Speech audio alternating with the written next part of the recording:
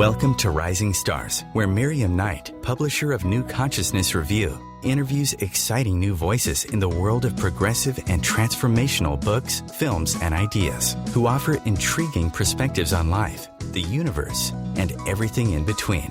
Join us as we celebrate the conscious awakening and explore many expressions of consciousness in action.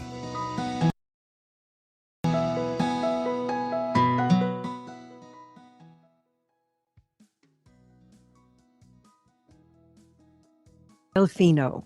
Mona is an energy medicine practitioner and a medicine woman in the Native American Nemenhah church, and she's worked on thousands of people across the world.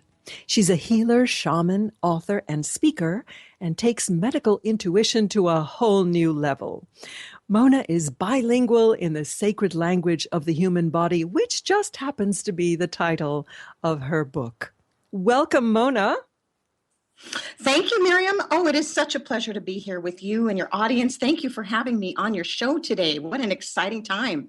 Well, this is an exciting time, and you have some exciting information to share with us. So I'm just very excited to get people to hear your story and hear your messages. So why don't we jump right in? Tell us how you became a healer. How did you discover that you were a healer? Well, Miriam, and a lot of times people ask me that question, and it started very, very early in my childhood. I was actually 6 months old, and I came alive in consciousness, actually in my crib. And when I was 6 months, I had a brother named Danny who was 3 years older than me, and this was in 1958. And my brother ended up having to go into the hospital because he had too big of a heart. Can you imagine? And he was an albino. We had like 6 kids in the family, and he was albino. So his heart was spongy. It wasn't pumping enough. When they did the surgery on him, he was the first heart transplant patient in Los Angeles at that time that was of his age. So what they did is they did the surgery and he passed on the table. So when my brother died, I realized later in life that actually there was a contract made. He passed, I came in.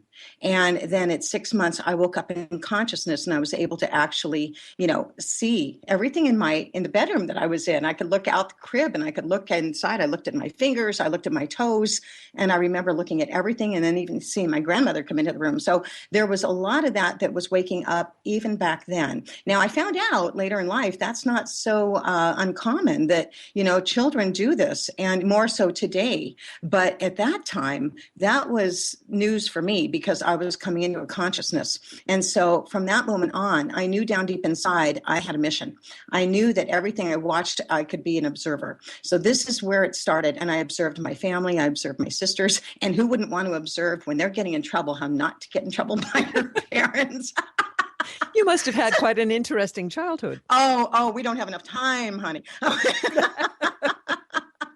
But yeah, so the real big thing that I noticed was, more importantly, was when I started to grow up, and at 6 years old, I had what they call a light experience. And that was where I found out later in life that that's actually a mystical experience that happens to people who are born mystics. Now, I had no idea. I was just living my little life and living in Los Angeles at the time. You remember we had air raids that would come on. Remember that? And then there was it was after the Bay of Pigs with, John F. Kennedy and all that time. I was 6 years old. And I remember being in the front yard and I was playing with a blade of grass, and my vision turned completely white. I couldn't see anything. This lasted for about 2 minutes. I wasn't able to witness anything going on around me. It was just white, white, white. And when the second I started to become afraid, I heard a voice. And that voice came through me like I can remember it like yesterday. It doesn't have any tone to it. It's just a voice. And it said to me, don't worry. You're fine. And I remember it just saying, be at peace, be calm. And I did. I went right into like a calming state as I still could not see across the street. Now, as soon as I went into a calm state, my vision came back. So there was some connection once again that was back in those days that was really kind of making me, keep on going into this realm. And so this is how I started. I started out this way. And then through my life, I am now 57 years old. And through that time, I've been doing massage therapy. But because I've been doing massage for 32 years, but because it started the day that I became a massage therapist. The transference effect started to really intervene. In other words, what that means is laying your hands on people. As you all know, you pick up their energy. You can literally pick it up, and then you become it. And I had to learn the hard way. So I ended up having lots of crazy experiences from the beginning part of doing that. But before that, I was actually a nurse for 7 years. I was having children, I was going through like everybody else, just living my life. But every experience I had was becoming more determined that I was actually a natural healer more and more. And there were times I backed out, and times I thought, oh, no, it can't be. That's not, And then other people would say, what the heck? I'd walk into a room and they would start saying that they felt different. So these are the things that started way back in time. So I paid attention. And I have one really neat story if we have a few minutes. It's just, I was working in the hospital and in my nursing days, and I went in to do the vitals on one of the patients that was in one of the beds who had just come in, and he was in a coma. He had 106 temperature, so he was spiking high. So I went ahead and I did his vitals. And what I found out from there was that he was actually communicating with me. And at the time, this is the crazy part, I was reading Bernie Siegel's book called Love, Medicine and Miracles. Mm-hmm. And I was reading that, and he was talking about coma patients. And ironically, there I was with one. And then, so what had happened was I was just doing the vitals, and this guy's energy went into my field. I immediately picked up on the guy being in a coma, and I actually closed my eyes. And in that second, I saw him standing in front of me and asking me, what am I supposed to do now? And at that point, it scared the what out of me. And I threw the stethoscope up in the air and I started throwing things. I got to get out of here. This is too weird. So I ran out of the room. But I'll tell you what, that experience made me have to get more intrigued with what was happening with coma patients. So I went back in and I started talking to him from that level without being afraid anymore. And he eventually died. He didn't live. But that person who never spoke to me in the physical form was one of my favorite teachers. So from that moment on, I became more intrigued with what I was capable of doing, and I went from there. So that was way back in 94.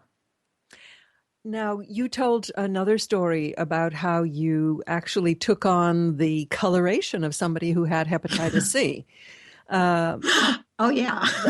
You seem to have taken being an empath to a whole new level. Is being an empath sort of part and parcel of being a healer? Yeah, it's all in the same realm because your sensitivity level is high. Whenever anybody becomes what they call an empath, that means your sensitivity is high and you're attracting things to you to learn from, just like everybody does. Everybody listens and they pay attention to any experience that they have, but empaths have a direct contact with a sensitive world. And what that means is that they pick up more.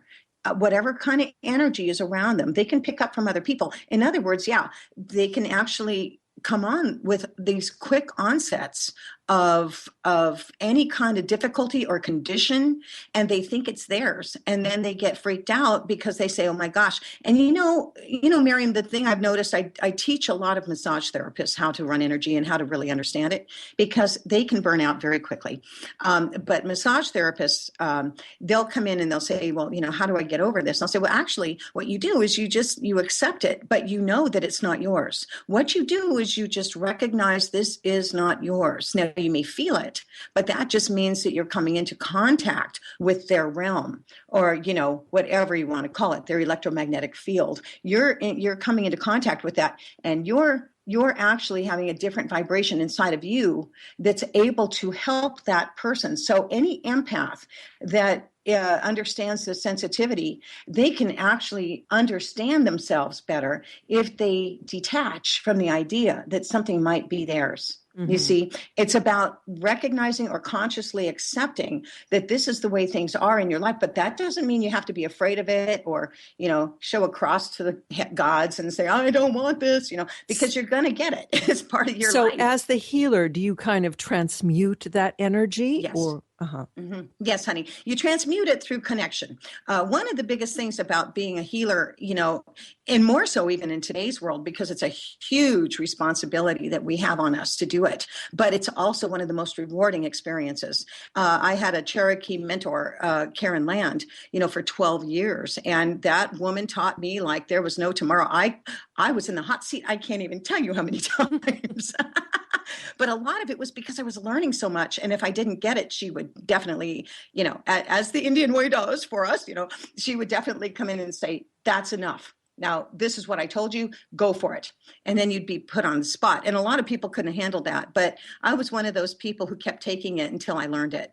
And I'm really glad I did, because now I'm able to express it to other people who can learn just as much as I did. But the whole thing is connection to yourself, connection to an understanding. I call it where two or more are gathered. And if you understand that, then you go, oh, okay. So what you're doing is you're connecting to everything, and you don't become afraid of it. You realize that it's just a connection. And what's better than a connection? When you stop to think about it, you're learning, you're experiencing, you're transforming. And in today's world, Miriam, this is exactly what is happening to people. We are in a place of change that is beyond anything we've ever done before in humanity. And you know what? It's exciting. A lot of people will say they're going through hell and high water. I'll turn around and say, yeah, isn't it great? Imagine high water. it sounds very much like the psychic connection. And I guess it's just a question of what you do with it. The psychics just give information that may be healing to the individual. And a healer kind of, I guess, would you say that you reflect back to the person the perfect state that they can achieve? How does that work? Absolutely. It's an acceptance of mirroring. And what's happening is an acceptance of mirroring. So it means that those people that you're working with are people that you're going to have a connection with. It becomes a bond. I've worked on thousands and thousands of people over 35 years. And I can tell you that it's actually a bond. People will call me today after not talking to me for 20 years, and I will remember them. I'll remember their story, which is crazy. But yet inside of my consciousness, there's a memory. So it's awesome. And I can talk more about that. Yeah, because we are going to break. And I'd like to remind you that we're speaking to Mona Delfino, the author of Sacred Language of the Human Body. Stay with us and we'll be right back.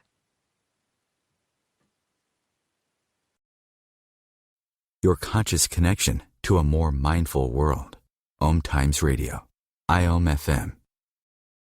Are you trying to get from point A to point B and need a little advice? Connect with the counselors at OMTimes Advisors. Whether you're looking for a life coach or a spiritual intuitive, the advisors participating at advisors.omtimes.com were carefully chosen based on their gifts, skills, and professionalism. OMTimes Advisors, connecting you with the best advisors in the business. Matt Connerton here. Join Jen Coffey and I twice a week for Matt Connerton Unleashed, a political talk show that's a little different than what you're used to. No liberal or conservative agenda here, just an honest dialogue about truth and how things really work in the world of politics. Matt Connerton Unleashed, every Tuesday and Thursday night at 11 p.m. Eastern on OMTimes Radio. Do you have time to read that inspiring book or that blog post you've been meaning to get to? In your busy world, how do you improve yourself and keep your life going? I'm Lisa Kay, and my Between Heaven and Earth radio show can transform your life just by listening. Be uplifted with inspiring topics, positive stories, and ideas that really work.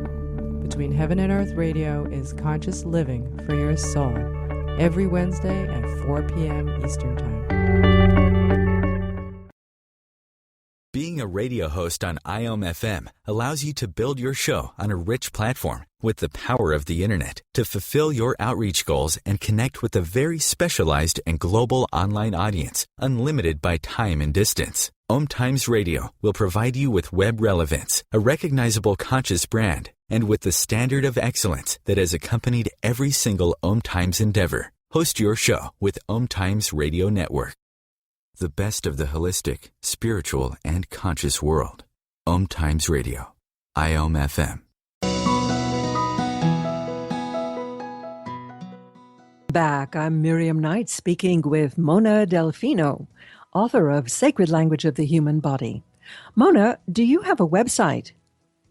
Oh, yeah, sure, Miriam. And it's sacredreconnections.com. And that's with an S, sacredreconnections.com. Very good. Now, when I introduced you, I mentioned that you were a medicine woman in the Native American Nemenhah Church. Yes. What is that? Oh, my goodness. Well, let me tell you the exciting news about that. What it is actually the Nemenhah are medicine men and women that are members of a sacred order of like-minded ministers and healers who dedicate themselves to healing an individual, a family, a community, society, and of course the earth. And so this is what we call an all-encompassing five-fold mission. And the Nemenhah people, this is the part I love so much, are the ones who are Chief Joseph's bloodline. So the ones that actually started it again to come back to the Sahaptin way that Chief Joseph was actually beginning when he got caught up in the war and died. They're bringing it back. So they're bringing back Chief Joseph's teachings, and it's through the actual bloodline. So our chief is Chief Cloudpiler, fabulous person. And he is funny. He's comical at the same time. He means business. So he's fabulous. And then his son, Jonathan, is also teaching a healing way that is the Sahaptin way that is coming through now. And so, they're available to come and teach in your area as well. Now, I just had him here about 2 weeks ago. I went to see them in April. If anybody knows Norm Sheely, Dr. Norm Sheely, Norm works very tight with the Nemenhah, and he is also a medicine man with them. And so I agree. I think it's all about the teaching on how to understand what we would talk about, the medicine wheel, and that the North, South, East, and West all have a meaning. So they do for all tribes, but the Nemenhah actually incorporate that with the physical body. And it's so much fun because when you look at it, you go, oh, the South is all about bones, muscle, and tendons and ligaments, things like that. And then you go around the wheel, the hoop itself is the nervous system. So it actually has its very own identification.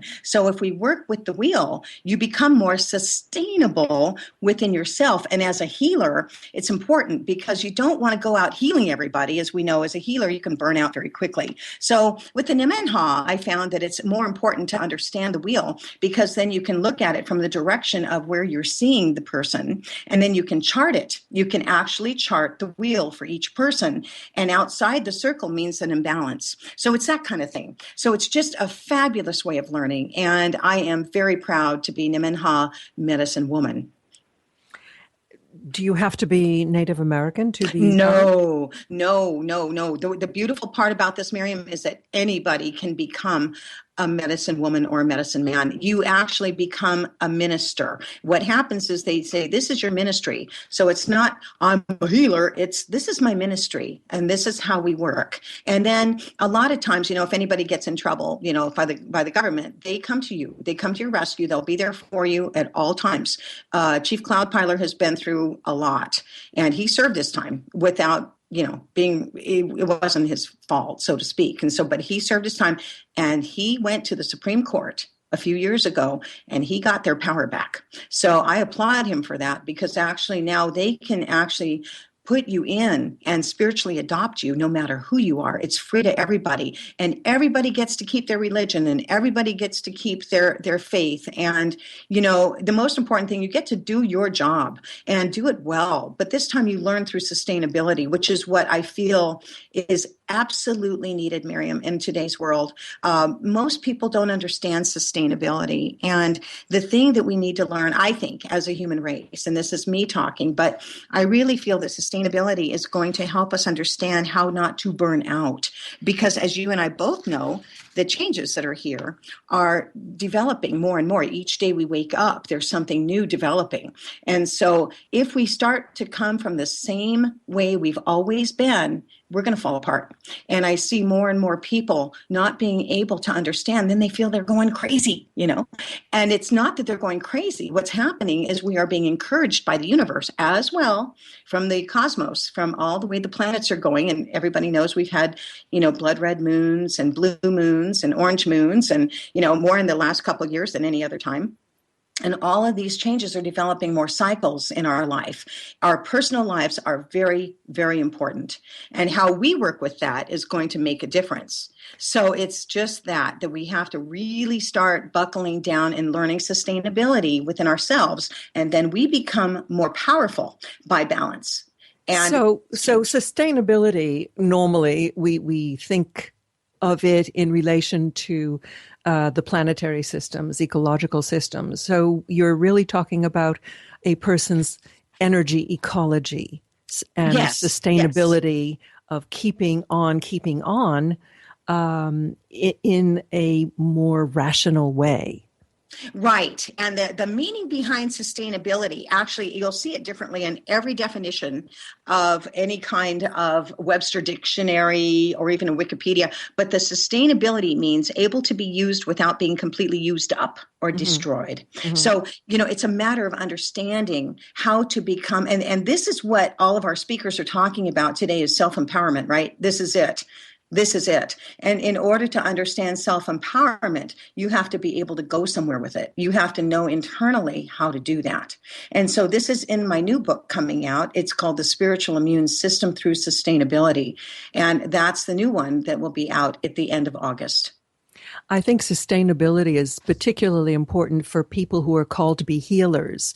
A lot of people, whether they're giving Reiki or massage therapy or any other, they are draining themselves rather than allowing the universal energies to replace and replenish them. Right, honey. And that's what the wheel teaches as well. It's because it's not about us healing anybody. It's about people healing themselves. And as your wonderful show actually explains, it's everybody learning how to become responsible for your own healing. And that's the ticket. So if we work through sustainability, then we have the sustainability to become better people, to become stronger in our self-development, which is what we're all learning today. It doesn't matter who we are. We're all experiencing something new. And that's what I'm saying is that I've seen so many people lately that are burning out, and it comes right through. The physical body will go either into the nervous system or into the adrenal glands. And on many of these shows, there are people lined up to ask me questions because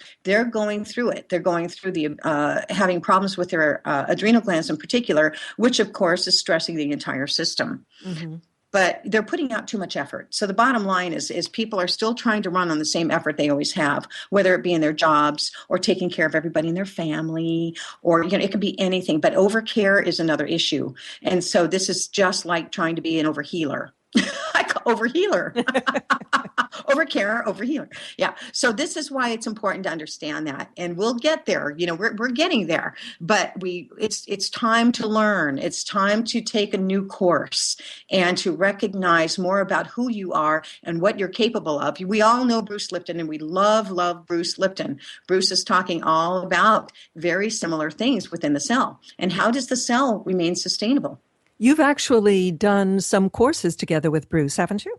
I actually know Bruce a little bit from meeting him a couple times and just loving the heck out of his work because he speaks from the scientific viewpoint. And he's putting out some new videos right now that you can actually go to and learn from. He always does that. He's just fantastic. But I have actually known for years and years that Bruce and I have a very strong compatibility. The way that he talks is the way that I talk, but he comes from the science viewpoint. I'll come from the, you might want to say, quantum shaman viewpoint. Oh, we're going to have to go into that one. It's a little fun. But he's fabulous. Bruce actually was a very dear friend of my old business partner. My business partner was John J. Harper. And many years ago, John, he passed away in 2010 on December 15th. But he'd been on Coast to Coast. He was on all kinds of shows. But he wrote the book Transformers, Shaman in the 21st Century. And John and I met on Facebook. And back in the day, I think about in June of 2010, he found me and I found him, and I flew over to see him in Spokane, Washington. I did not know that this guy was so popular. I just figured he was a guy that needed some work, and I was there to help him. And then when I got there, I went, holy mackerel. And he looked at me. He says, Mona, I need you. And I said, I think I need you too. And so we agreed to become business partners. And we were going to work together. And we were going to go out and do a lot of the things Greg and Bruce do. We were going to go out and do that together. Mm-hmm. He was already well known, but he passed away. in December of 2010. So Bruce was one of his best friends. And at that time, that's where I knew about Bruce a lot, but I really got to study Bruce more because of John. And so that's when this came into play, was when I was going, oh my gosh, we've got a gold mine here. For anybody who may not have heard of Bruce Lipton, he is was he University of Pittsburgh? Yes. Yeah. On the faculty of, is it cellular microbiology, something like that? Cellular biology or microbiology. And he talks a lot today about epigenetics. And the most important thing is he's got the science behind the action. So he's able to speak about how he has interpreted over all these years from a Petri dish. So you can look at a Petri dish and you can see the cells in there, and he says, oh, you got 3 cancer cells and 1 clean cell. What's that going to do? Eventually, the cancer cells are going to adapt to what the clean cell is, and the clean cell will eventually become the cancer cell. And it's the same way with 3 clean cells and a cancer cell. Eventually, the cancer cell can heal because of 3 clean cells. So what Bruce does is he discusses how he learned from a Petri dish a lot of what he knows today. He came into this with wisdom. So I love his work because, I mean, as far as I'm concerned, everything he says is on the target because I teach it. I've learned the hard way. So I know exactly what he's talking about, because when I read energy in a human, or a dog or anybody else, I can read any kind of energy because that's the way I was born. But when I look at it and I can see it, then I can actually go right to the nitty gritty as to what the cause is that's causing a condition in a human body. Yeah. He has a DVD called The Biology of Belief, which I warmly recommend to everybody. Yes, me What's too. fascinating is to see how Bruce's work as a pioneer, he's been saying this for over a decade, how this is all starting to be proven and entering the mainstream and explaining things that people were not able to understand before. That's right, honey. And the thing he's doing right now is he's going out there, and some people think he's going out on a limb. I will tell you, I am right there with him, because what he talks about is genes do not control our biology. And that is the most important statement ever. If we're going to learn anything, that's that one. Okay, we will say it once more. Genes do not control our biology. Our thoughts do. Okay, we're going to take another break, and then we'll be back with Mona Delfino.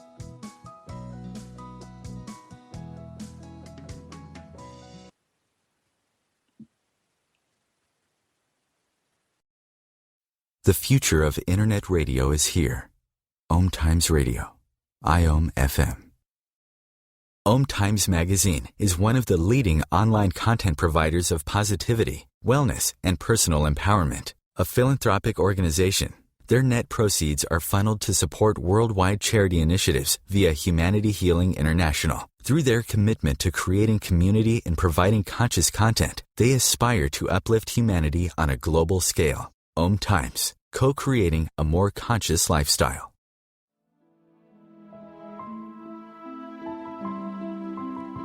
Join me, Maggie Chula, on Mondays at noon Eastern for Mastermind with Maggie.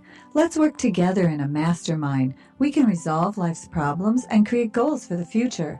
Build action steps empowering you to create your life in partnership with your divine source of light, your soul. Manifesting your goals can be simple and easy, so come with your problems and leave with a plan. The Akashic Master Teachers and I are waiting to help you. My name is Victor Furman. Some call me The Voice. I've always been fascinated with human nature, spirituality, science, and the crossroads at which they meet. Join me Wednesdays at 8 p.m. Eastern on OMTimes Radio, and we'll explore these topics and so much more on Destination Unlimited.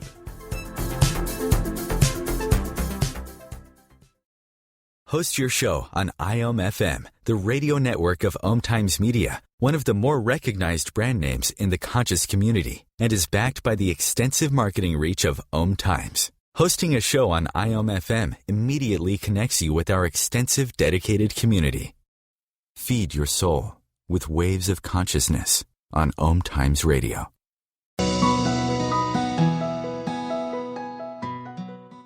I'm Miriam Knight speaking with Mona Delfino. Mona, remind us of your website. Okay, Miriam, it is sacredreconnections.com. Very you good. want to, okay, Sacred Reconnections with an S. With an S.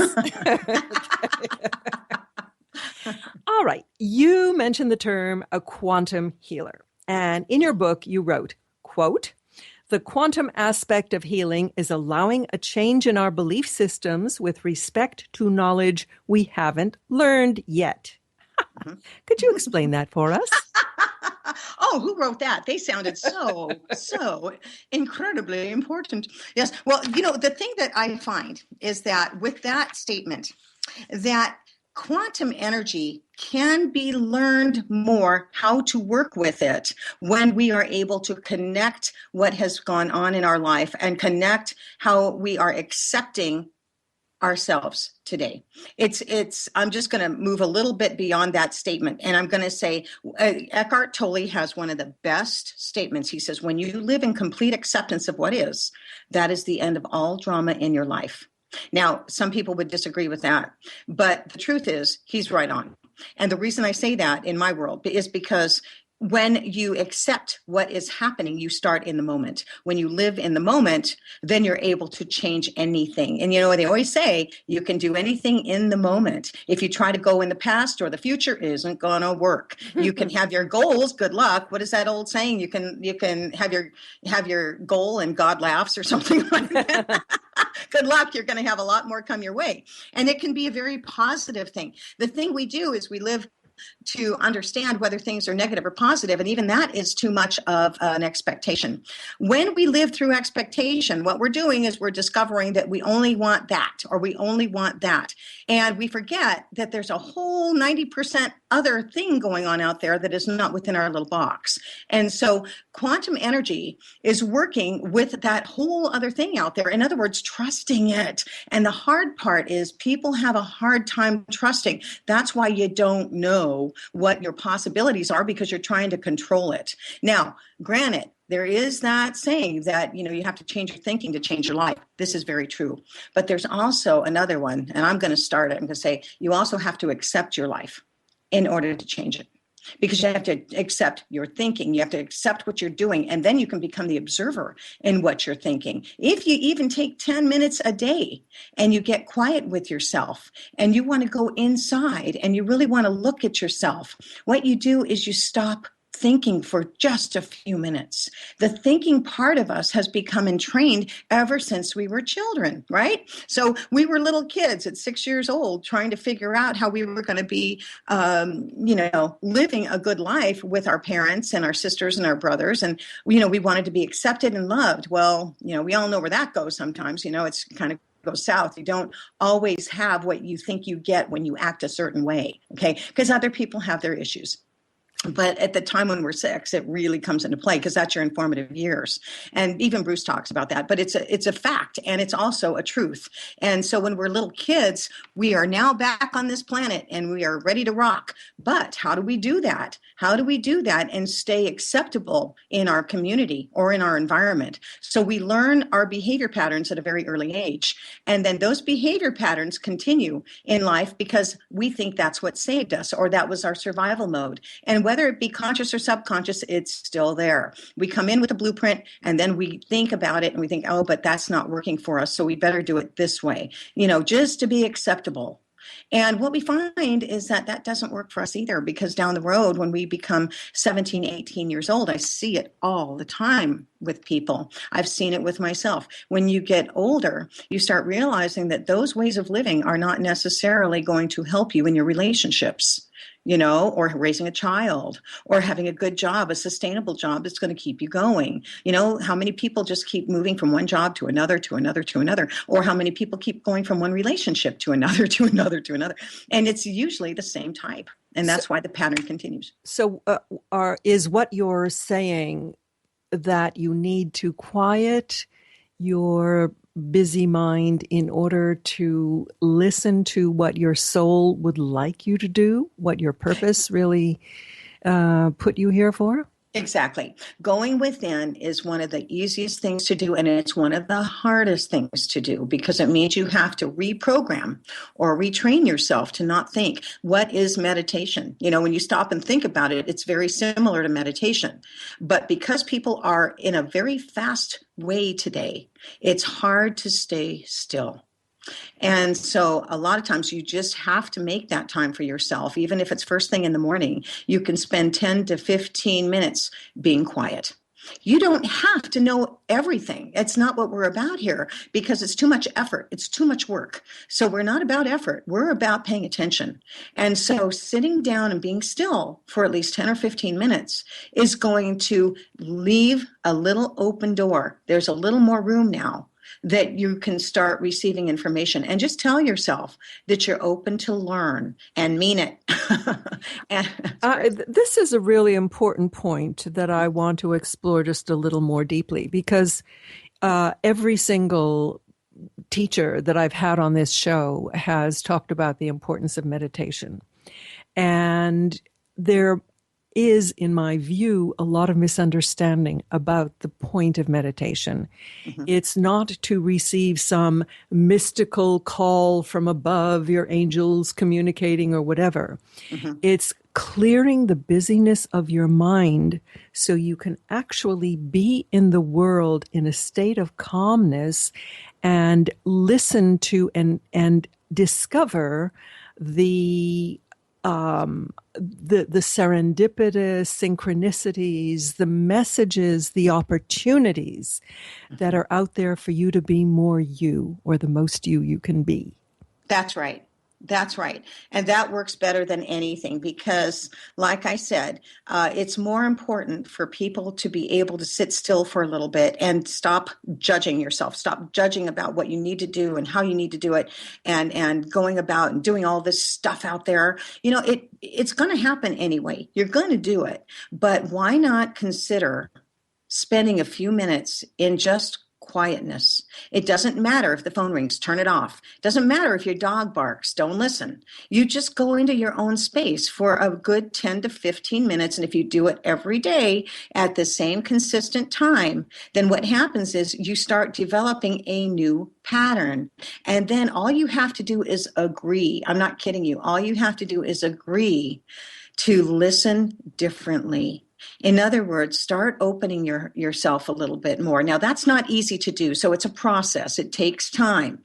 But if you give yourself that time, now I'm also a trainer with HeartMath, the organization, the Institute of HeartMath, and they have several different ways of going into the heart and actually taking yourself down there and looking at peace, looking at yourself differently. And so there are definitely mechanisms that will work that way, tools, if you will, to help you to align with yourself differently rather than thinking you have to do all this stuff. That's part of burnout. That's what happens is we're getting to the point where things seem so busy and we don't know how to react or act anymore. And that's the difficult part. So just in that period of time, it's just a whole new beginning. Mm. You have studied so many different forms of healing. Are there any that you use more than others? I would say all of them have had their benefits, and every single one of them have been able to teach me something new that I teach to the world or to my clientele. It's just learning and accepting and recognizing. Recognition is the key. I would say that it comes with the recognition of who you are and what you are learning, and then how you develop that understanding of what you're learning. And so I've used to teach in Hawaii, Miriam. I taught with Papa K. Kepalino, who was fifth generation Kamehameha. And we taught for 2 years together. I was his alakai, which means the assistant teacher. And so, you know, he was in a wheelchair. He had a big afro. He had no teeth, and he would still talk like this, you know, and he loved people. And so Papa would be out there teaching to people the whole value of what the Lomi Lomi was about. Now, I will say this. One of the biggest ones I've learned was Lomi Lomi, because I must tell you that it's all about the aloha. If you learn aloha, it means acceptance and love. It means that there's no judgment. There's just looking at something and learning, is this the way I want to be? Is this the way I feel? And as you know, there's Ho'oponopono. And Ho'oponopono is a part of learning how to recognize, forgive, release, that sort of thing. Mm-hmm. So people go into that too. I wasn't real big into that. I taught myself actually how to do my own questioning, my own understanding. And so I have my own way of doing Ho'oponopono, but everybody does have their own way. Some just go by the book, but they don't learn. Yeah. They don't learn. So it has to come back within ourselves to be able to take that time once again and just allow yourself to be quiet. I am telling you, there's more information in the silence than there is in any talk in the world. You had an amazing experience with Pele while you were in Hawaii. What was her message? Oh boy, this was a very big deal. Pele and I didn't realize I was going to Hawaii just really for her. I didn't know this. It was a contract we must have made many, many, many lifetimes ago, because when I got back there, I had no money. I was absolutely broke. I had nothing. I had given up thousands of clients to go back and learn with one of the most amazing teachers that I felt at that time was going to teach me more about the aloha. So yeah, bring it on. So I get over there and, I started to become disillusioned. I had an expectation.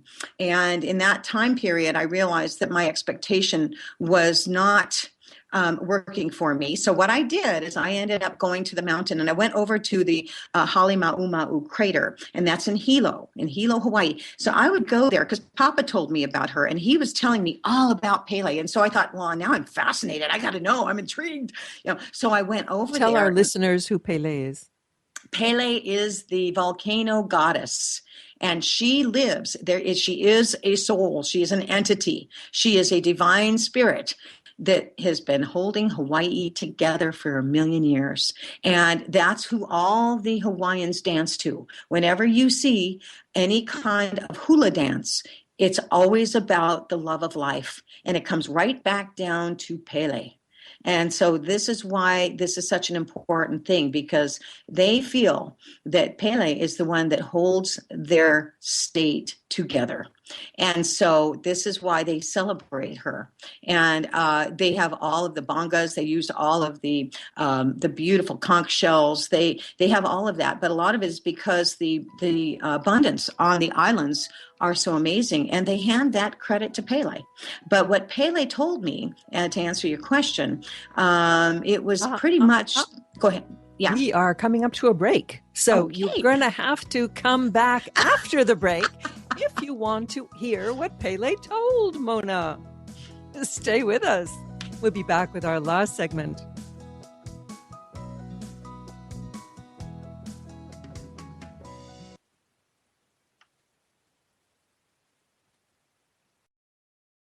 The cutting edge of conscious radio, OMTimes Radio, IOM FM. As difficult as it is to believe, there are places in Africa where human traffickers sell albino children and their body parts for use in magic rituals. Humanity Healing International is actively working in Uganda to change this paradigm. The Albino Rescue Project finds albino children who are at risk and places them in safe schools and environments where they can learn and grow free from fear. To learn more or to sponsor a child, visit humanityhealing.org. Humanity Healing is where your heart is. Hello! Join us, Lisa Berry and Michelle Carter, every Monday at 1 p.m. Eastern Time for the Mindset Makeover, What's Possible. Get ready to become present, clear, and unstuck, and start living fully, led by your heart. While you listen and feel this transformation through vibration of word, sound, and song, you'll open up to what's possible and experience your shift.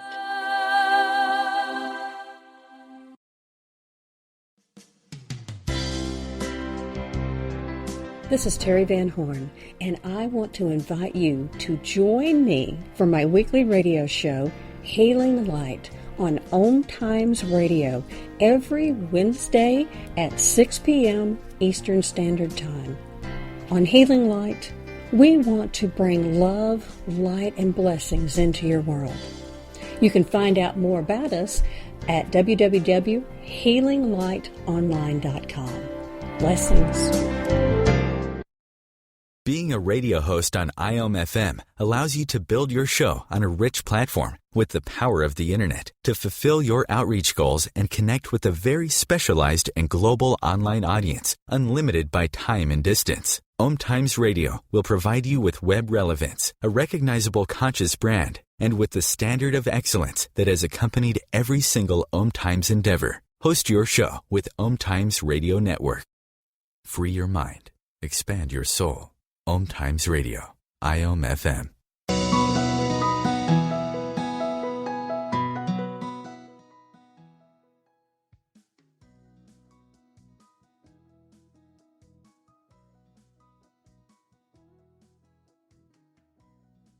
Okay, and this is in the book. So this is in the sacred language of the human body.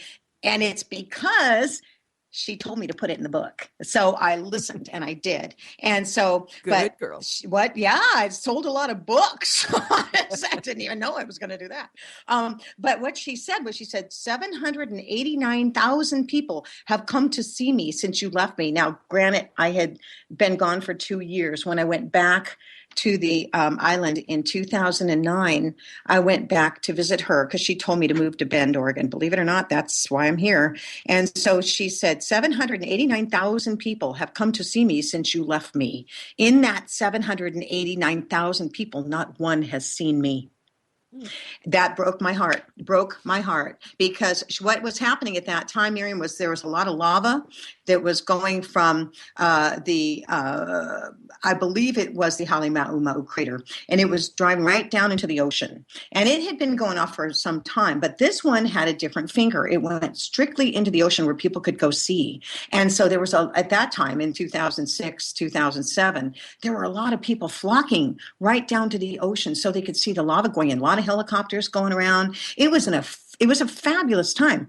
But a few years later, when I got this message, I had asked Pele, what does this mean? Because there were so many people. And I get it through the messages. Believe it or not, there's a bird that flies around, and it's one bird that has beautiful wings. It looks like an aerodynamic seagull, but it flies around the crater. And when I talked to Pele, that bird would show up every single time. And I was there every 2 weeks for 2 years. And so when I would listen to her, every story, everything she told me was right on the money. So this was a time period where I already realized who Pele was. And when I heard this story, I thought, what does that mean that, that many people have never seen her? And so what I got out of that, I asked her some more, and she started talking about Atlantis and Lemuria. She says, people are so hung up on Atlantis and Lemuria, they're not seeing that I'm starting a new Aina. I'm starting a new island out there. And so this is for the people who are coming into the new Aloha spirit. We'll have a new Aina, and then you can start living from this one. And then the old fighting and the old memories from the ground don't have to affect you. So that's what she was doing. She was birthing a new Aina, which is an island in Hawaiian.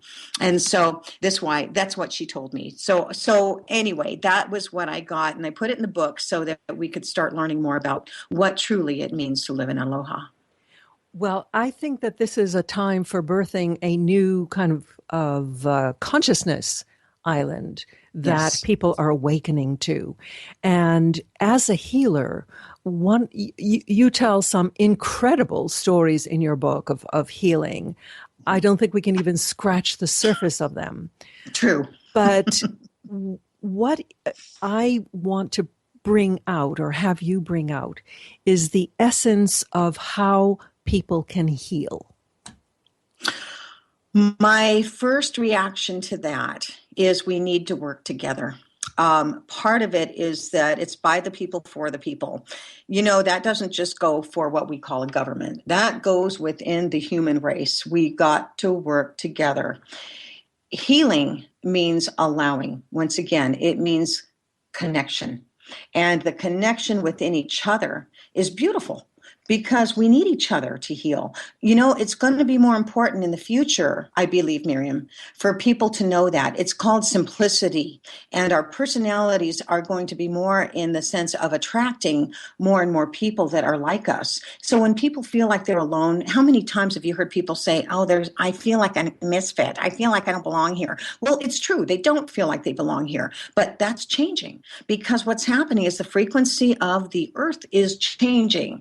People people are changing. That's why the world's going through so many challenges right now. But you know what? If you stop and think about it, it's actually for the best. It's no different than our friend Greg Braden, who says, if it wasn't happening, how would we know we had something to heal?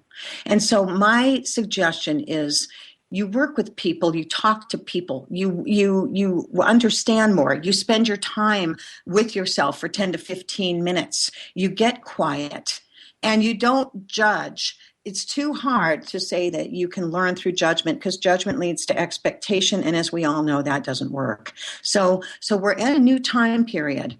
And in order to heal, it means we have to take responsibility. And it can be as simple as listening to yourself, personal identification. When you hear these speakers today talking about, just be yourself or get to know who you are. Who are you? How many people can answer that today? It's like, well, the first thing they say is, well, I have this job and I do this and I'm a healer. And No, go into who are you? Who are you? And that is the hardest question to answer. So my suggestion is take some time with that and start recognizing that it's okay to have flaws. It's okay. It's part of our growing up. And if we don't learn how to grow up, then we're going to stay stuck as a child having a temper tantrum. So it's important to understand that we're in a period of time of development and not to take it personally. It's all about what Don Miguel Ruiz says in his 4 directions. Four agreements. Yeah. See, and one of the things that you said, they say heal or heal thyself. I think a lot of healers become healers because they're trying to heal something inside of them. But that also makes them more sensitive to the needs of others, and so they can act as a mirror. That's a point that you made in the book that I think is so valuable. Yes. That we feel so isolated and alone. And this really is a time for coming together and acting as a mirror of love for other people. Then you don't have to do it alone. The most important thing is people feel alone, Miriam. And right now, that's what I've been experiencing, is they feel alone. And this is something that must change. I feel in humanity, we got to go back to simplicity. Simplicity is about just simple identification. It's the Occam's razor we talk about. It's always going back to the simplest solution is always the best, always the finest. And so we're learning how to do that, but we have to recognize not to take personally our old identity and the way that we've always been, because it's too stressful. We don't want that anymore. Stress is not what we're about. We are creators. And you've shown in your book that simply by reflecting to some of your clients what it is that they're holding, they can choose to change it. Yes, they can absolutely. Okay, here's the best statement ever. We're making it all up. We're making all this up. So if we can make it up, we can change it, right? That's the way we have to talk about that, is just go ahead and realize that we're taking life too seriously. The best thing my mentor ever told me, my beautiful Cherokee mentor, Karen Land, the one best thing she told me was, I said to her, I go, isn't anything sacred? and she looked at me, she said, laughter, honey, laughter is sacred. Oh, yes. Now, yeah, I keep on telling people what a fantastic healer you are. Give us at least one anecdote of one of your favorite healing sessions. Oh my gosh. Okay. All right. I will give you one anecdote. Okay. I had a little girl come in to see me. Her mother was a beautiful lady who had 4 children. And this is in the book. So if anybody wants to get that book, Sacred Language of the Human Body, it's in there. It's a story of a little girl that was 1 year old. I have never been intimidated by a child, but this child intimidated me. She was absolutely one of the most fabulous people. And she was as angry as heck. And she wanted to let everybody know she was angry. And then the other thing she did, she clinged to her mother. And the mother actually found out that I was working in this chiropractic office and that I was doing healing work in a chiropractic office. And we also had an acupuncturist, and it was great. So there I am working. And here they come in, mother and this little baby, and this little blonde is just like clinging to mother. And she goes, see, this is what I have to deal with. She goes, I heard that you do shaman work. She goes, how can you get this off of me? And I said, oh my goodness. And I looked at her and I started to kind of look, I said, oh my God, but she wouldn't let me talk to her. So I told the mother, I said, well, we can't stop her from wanting to be with you. So Let's find out what's going on. I had the mother sit down on the massage table, had the baby sit in her lap. Now, here was the problem.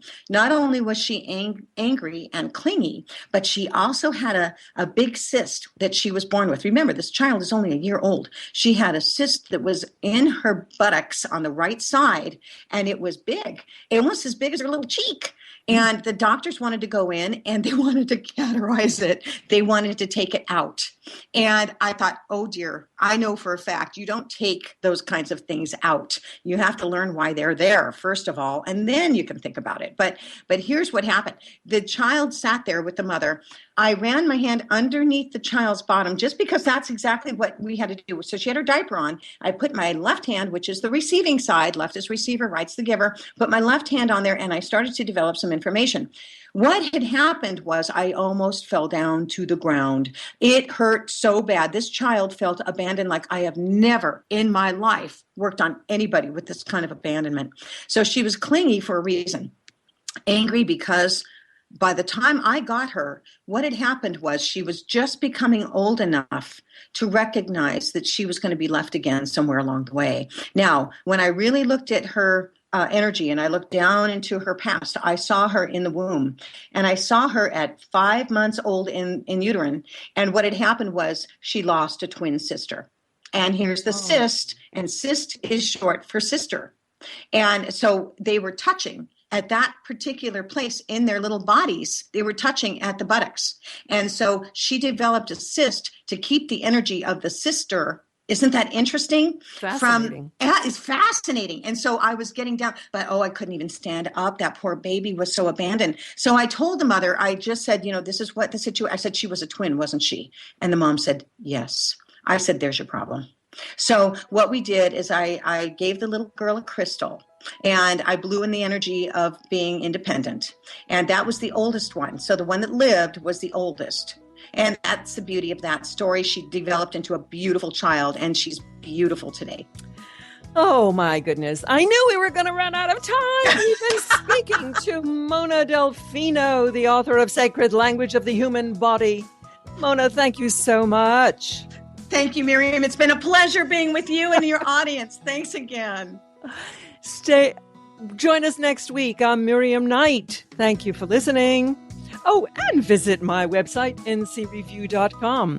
If you like the show, visit our Facebook page and let us know. Many blessings. Goodbye.